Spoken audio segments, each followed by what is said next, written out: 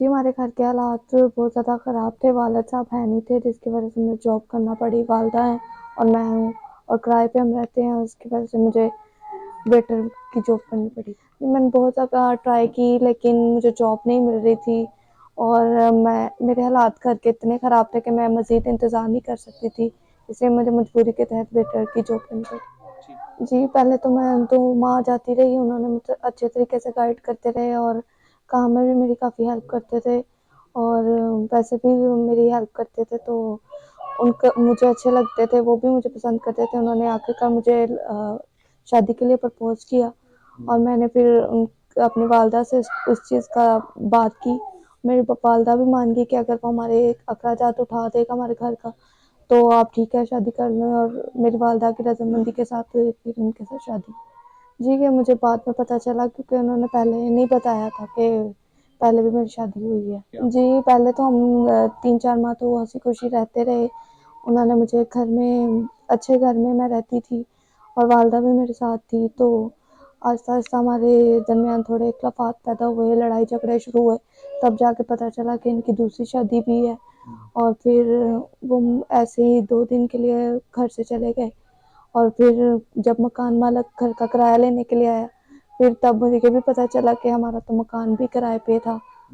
تو انہوں نے کافی سنہرے خواب دکھائے تھے اور بعد میں مجھے چھوڑ کے چلے گئے۔ 5-6 ماہ ہو گئے وہ مجھے چھوڑ کے چلے گئے ہیں اور میرے بچہ بھی ہونے والا تھا، تو پھر میرے لیے کام کرنا بھی بہت زیادہ مشکل تھا۔ پھر میری والدہ نے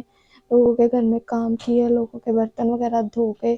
گھر کا گزارا چلایا، اور اب گھر کا سرکٹ میری والدہ چلا رہی ہیں کیونکہ میں تو بچے کے ساتھ کام نہیں کر سکتی،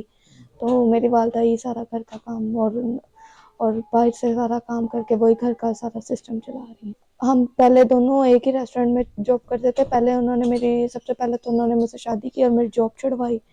اور پھر مجھے نہیں پتا تھا کہ وہ اسی ریسٹورینٹ میں رہتے ہیں یا کہیں اور جاتے ہیں، مجھے اس چیز کا اندازہ نہیں تھا۔ جی اب میری والدہ ہی جاتی ہیں لوگوں کے گھر میں کام کرتی ہیں، تو وہی اب تھوڑا بہت ہی ہے، گھر کا کھانا ہی پورا ہوتا ہے، رینٹ وغیرہ ہمارا ابھی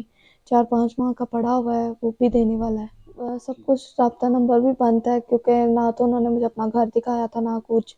اور سب کچھ ان کا بند، نمبر وغیرہ سب کچھ بند ہی جا رہا ہے ابھی تک۔ تو پہلے تو مجھے جب 2-3 ماہ تھے تو کہتے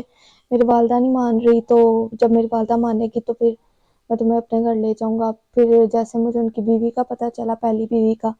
پھر انہوں نے کہا کہ میری بیوی نہیں مانتی، ابھی جیسے وہ مانے گی اس کو تو میں تمہیں لے جاؤں گا۔ ویسے بھی کہتے تھے کہ تم نے ادھر جا کے کیا کرنا ہے، جب یہاں پہ تمہارے سارے خرچے پورے ہو رہے ہیں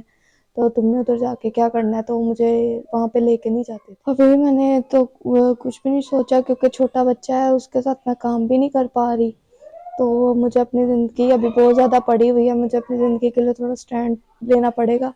تو اگر کوئی ہماری سپورٹ کرے گا، میری والدہ کو اور میرے بچے کو، اور ہمیں اچھے طریقے سے ہمارے